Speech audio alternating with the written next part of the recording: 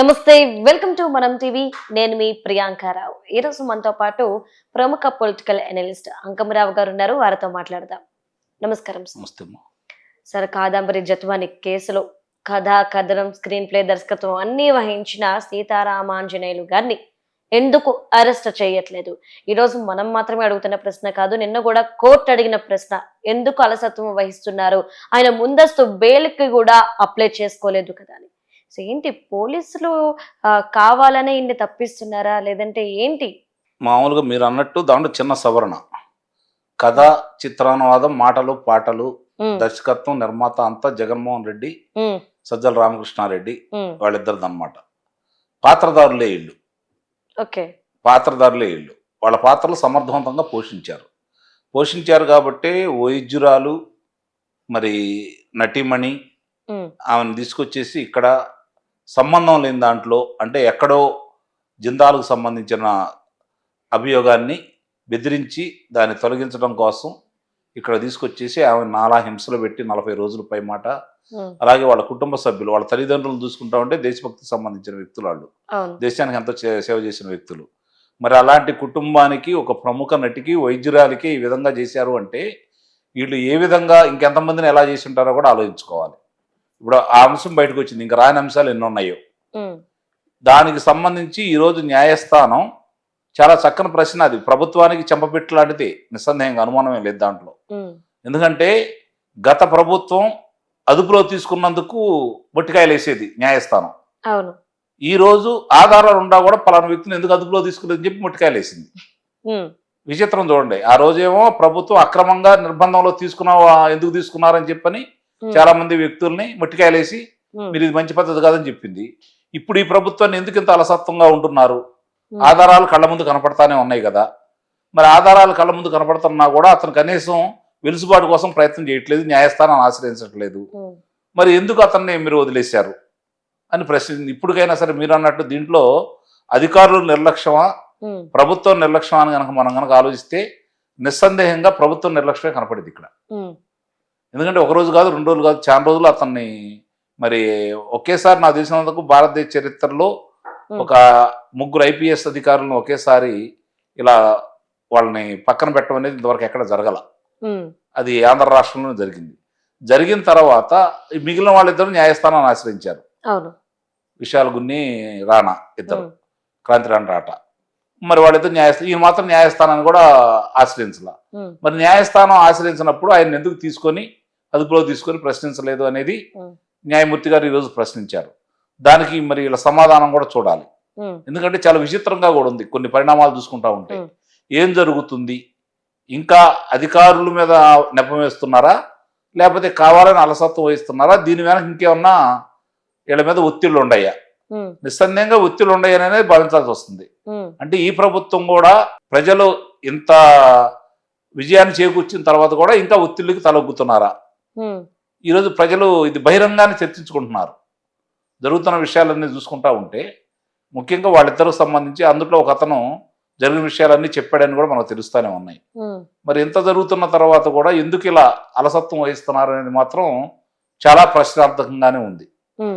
ఇది మరి సమాధానం చెప్పాల్సింది ప్రభుత్వమే. అధికారులు సరిగ్గా చేయకపోతే వాళ్ళని నడిపించుకోవాల్సిన ప్రభుత్వమే కదా. ప్రభుత్వం పాలనలో ఏదైనా పొరపాటు జరిగితే ప్రభుత్వాన్ని నిందిస్తారు తప్ప అధికారులను అనరు కదా. అధికారులు అయితే అనరు కదా. పలానా ప్రభుత్వం వైఫల్యం చెందింది, లేదంటే మంచి విజయాలు సాధించింది అనుకోండి, అధికారులు చేశారు అని అనరు కదా. పలానా ప్రభుత్వం చేసింది, పలానా ముఖ్యమంత్రి గారు చేశారు అని అంటారు కదా. అధికారుల గురించి చాలా మందికి కూడా తెలియదు కదా. కాబట్టి ఇలాంటి ఏదైనా వైఫల్యం చెందినప్పుడు నిస్సందేహంగా మనం అది ప్రభుత్వ వైఫల్యం కింద భావించాలి. సార్, అంటే పిఎస్ఆర్ ఆంజనేయులు గారి విషయాన్ని తీసుకుంటే ఇప్పుడు 5 ఏళ్ళు ఏదైతే వైఎస్ఆర్ ప్రభుత్వం ఉందో, ఈ 5 ఏళ్ళు పక్కన పెట్టేస్తే అంతకు ముందంతా కూడా ఈయనకి గుడ్ హిస్టరీ ఉంది. ఏం లేదు లేదు లేదు గుడ్ హిస్టరీ ఏం లేదు. కాకపోతే అట్లా ప్రచారం జరిగిందే తప్ప అతనికి ఆ రోజు గుంటూరులో ఎస్పీగా చేసినప్పుడు కావచ్చు, వివిధ శాఖల్లో పనిచేసినప్పుడు కావచ్చు, అతని మీద చాలా అభియోగాలు ఉన్నాయి. ముఖ్యంగా మహిళల విషయంలో కావచ్చు, ఆర్థిక పరమైన విషయాల్లో కావచ్చు, అంతా ఆయనేమి నీతివంతుడైనటువంటి అధికారం చెప్పని పేరు ప్రఖ్యాత అయితే ఏమి లేవు. కాకపోతే ఆ రోజు ఏంటంటే తెలుగుదేశం పార్టీ 2004లో ఆయన పనిచేసిన ప్రతి చాట తెలుగుదేశం పార్టీ శ్రేణుల్ని, నాయకుల్ని, ఆయన ఏదో సంస్కరించే విధంగా తీసుకెళ్లి వాళ్ళందరినీ మరి వాళ్ళని బాగా ఇబ్బంది పెట్టిన సందర్భాలే. కొంతమంది మీద అయితే భౌతిక దాడులు కూడా జరిగినాయి. ఆయన చాలా ఇబ్బంది పెట్టాడు ఆ రోజు. దానికి ఆ రోజు చంద్రబాబు నాయుడు గారే ముఖ్యమంత్రి. ఆయన కూడా సహకరించినట్టే, అందుట్లో అనుమానం ఏముంది? ఒకసారి జరిగితే అనుకోవచ్చు, చాలా సార్లు జరిగినప్పుడు ఆయన ఏదో అందరినీ కూడా రౌడీలుగా జమకట్టేసి, అందరినీ గొండాలుగా జమకట్టేసి, వాళ్ళు పిలిపించేసి కౌన్సిలింగ్ పేరు మీద చాలా జరిగినాయి ఆయన్ని. దాని ఇబ్బందులు గతంలో చూశారు. 2004లో అధికారం కోల్పోవడానికి అది కూడా ఒక కారణం. అలాంటి అప్పుడు అతను ఏదో నీతిగా నిజాయితీగా ఆ విషయంలోనే ఏమేమి జరిగింది చాలా మందికి, ముఖ్యంగా మా గుంటూరు జిల్లా ప్రజలందరికీ తెలుసు ఏం జరిగిందో, ఏమేమి జరిగినాయో, ఎట్లా బయటపడ్డారో. కొంతమంది చాలా మంది ఇప్పుడు కూడా కథలుగానే చెప్పుకుంటా ఉంటారు. మరి ఇలాంటి వ్యక్తిని రక్షించడం వల్ల ప్రభుత్వానికి గానీ లేదంటే అక్కడ ఉన్న పోలీస్ అధికారులకు గానీ ఏం కలిసి వస్తుంది? పోలీస్ అధికారులకు ఏమన్నా అంటే అతనితో పరిచయం ఉన్నందువల్ల వాళ్ళు ఏదన్నా అతనికి వెలుసుబాటు కలగజేయడానికి అవకాశం ఇస్తున్నారేమో నాకైతే తెలియదు. కానీ అంటే ఉన్నారు కాబట్టి ఇప్పుడు కూడా కొంతమంది కనపడుతున్నారు కాబట్టి ప్రభుత్వ పెద్దలు మాత్రం దాన్ని నత్తనడక నడిపించడం మాత్రం చాలా బాధగా ఉంది. అందుట్లో ఎలాంటి సందేహం ఏం లేదు. అదే అర్థం కావట్లేదు ప్రజలకు కూడా.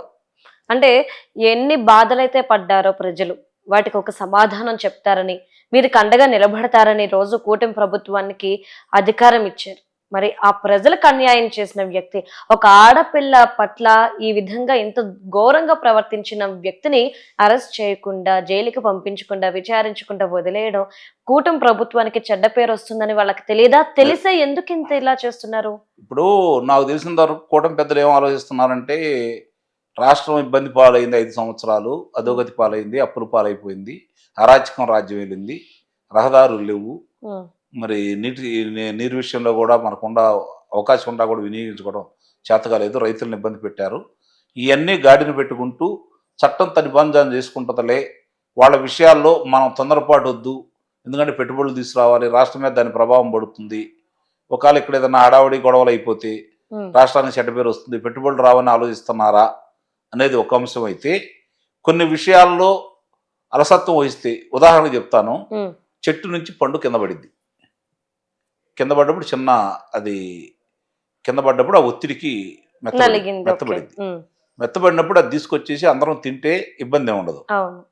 దాన్ని మెత్తబడింది కదా అని చెప్పిన పక్కన పడేసి ఆభరణ వదిలేసాం అనుకోండి, కొన్ని రోజులు కుళ్ళిపోయింది. అంటే ఆ పండును మనం తినం, పక్కాళ్ళు కూడా తినడానికి అవకాశం కలగదు. దానివల్ల నష్టం ఏం జరుగుతుంది? ఇంకా చాలా నష్టం జరిగింది. అట్లానే ఇక్కడ కూడా కూటమి పెద్దలు ఆలోచించుకోవాల్సింది అంటే, అతి మంచితనం అనేది మంచి పద్ధతి కాదు. మీరు అభివృద్ధికి ఇప్పుడు నిజంగానే రాష్ట్రంలో చూస్తూ ఉంటే చాలా అభివృద్ధి పనులు గతంలో ఎప్పుడు లేనంత వేగవంతంగా జరిగిపోతా ఉన్నాయి. అమరావతికి కావాల్సినటువంటి నిధులు వస్తూ ఉన్నాయి, పోలవరం పూర్తి చేయడానికి నిధులు వస్తూ ఉన్నాయి, కేంద్ర ప్రభుత్వం సహకరిస్తూ ఉంది, రహదారులకి నిధులు ఇచ్చారు, రైల్వే లైన్కి నిధులు ఇచ్చారు, పరిశ్రమలు వస్తూ ఉన్నాయి. నాకు తెలిసి కేంద్రం నుంచి కావచ్చు, పరిశ్రమల నుంచి కావచ్చు, రమారమి 4 లక్షల కోట్ల రూపాయలు 6 నెలల రావటం అనేది సామాన్యమైన విషయం అయితే కాదు. కాబట్టి అభివృద్ధి పరంగా మీరు ముందుకెళ్తా ఉన్నారు. అదే సమయంలో ఇలాంటి వాళ్ళను కూడా అంటే ఎవరికి ఎలాంటి న్యాయం జరగాలో ప్రజలు ఏ విధమైతే కోరుకుంటున్నారో, వాళ్ళు కొట్టమనో తిట్టమనో సంపమనో అయితే ప్రజలు కోరుకోవట్లా. వాళ్ళ దగ్గర ఆధారాలు ఉన్నప్పుడైనా సరే, వాళ్ళ మీద ఆధారాలు ఉన్నప్పుడు వాళ్ళకి శిక్షలు వేయండి. వాళ్ళు గతంలో పరిపాలనలో విధ్వంసానికి వీళ్ళు కూడా సహకరించారు, ఆ సహకరించిన వాళ్ళకి న్యాయబద్ధంగా శిక్షలు వేయండి అని చెప్పని కోరుకుంటున్నారు. అలా ప్రజలు కోరుకోవడంలో తప్పు లేదు కదా, శ్రేణులు కోరుకోవడంలో కూడా తప్పు లేదు కదా. కాబట్టి ప్రభుత్వ పెద్దలు ఏంటంటే దాంట్లో ఏమేమి జరుగుతున్నాయో కొంచెం వేగవంతం, వాళ్ళు ఏమి మీదపడి అర్ధరాత్రి పూట వెళ్ళి గోడలు దూకెళ్ళేసి అదుపులో తీసుకోమని అయితే కోరుకోవట్లేదు. రఘురామకృష్ణరాజు గారి లాగా వాళ్ళని కొట్టాలని కోరుకోవట్లేదు, అచ్చెన్నాయుడు గారి లాగో లేకపోతే నరేంద్ర గారి లాగో పట్టాభి గారి లాగో హింసించాలని కోరుకోవట్లేదు. జేసీ ప్రభాకర్ రెడ్డి గారిని చూసాము, ఎంతో మందిని చూసాము. అయినా సరే వాళ్ళు ఏంటంటే ఎంతో కొంత వాళ్ళు కళ్ళ ముందు కనపడతా ఉంటే కొంతమంది తట్టుకోలేకపోతా ఉన్నారు. తట్టుకోలేరు కూడా, ఎవరైనా అంతే. మనం ఏ విధంగా అయితే మాట్లాడుతున్నామో జరుగుతున్న దాన్ని అలసత్వాన్ని చూసి ప్రజలు ఇంకెంత మదన పడాలా? వాళ్ళు కదా ఎక్కువ బాధితులు, కళ్ళ ముందు వాళ్ళ దగ్గర కదా సాక్ష్యాధారాలు ఉన్నాయి. మరి విన్న తర్వాత కూడా వాళ్ళు ఎందుకు ఇలా చేస్తున్నారని చెప్పి వాళ్ళు బాధపడటంలో తప్పు అయితే లేదు. వాళ్ళు బాధపడే దాంట్లో ఒక అర్థం ఉంది. దానికి పరిష్కారం చూపించాల్సింది ప్రభుత్వ పెద్దలే. మీరన్నట్టు ప్రారంభంలో మీరన్నట్టు అలసత్వం వహిస్తున్నారా, కావాలని చేస్తున్నారంటే మీమాంస అనేది మాత్రం ప్రజల్లో ఉంది. వీళ్ళకి వాళ్ళకి పెద్ద వ్యత్యాసం ఉండదని చెప్పనైతే వాళ్ళు భావిస్తున్నారు. ఆ, కాకపోతే ఇక్కడ గమనించుకోవాల్సిన అంశం ఏంటంటే పాముకి అదేదో మామూలుగా ఇబ్బంది పడ్డప్పుడు అయ్యో పాపం జాలి తెలిసి పాలు పోసి మళ్ళీ జీవశాస్త్రాలు కనుక చేకూరిస్తే నిస్సందేహంగా పాము కాటేస్తుంది.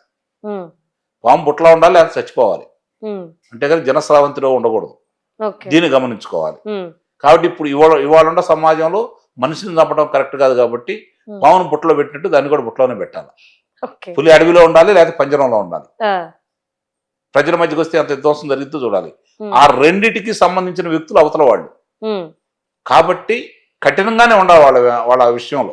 ఉమ్, ప్రజలు స్పష్టమైన తీర్పు ఇచ్చిన తర్వాత మీరు మీనమేషాలు లెక్క పెట్టాల్సిన అవసరం అయితే లేదు. ఉమ్. ఇది గమనించుకోండి. Okay, right. Thank you so much sir.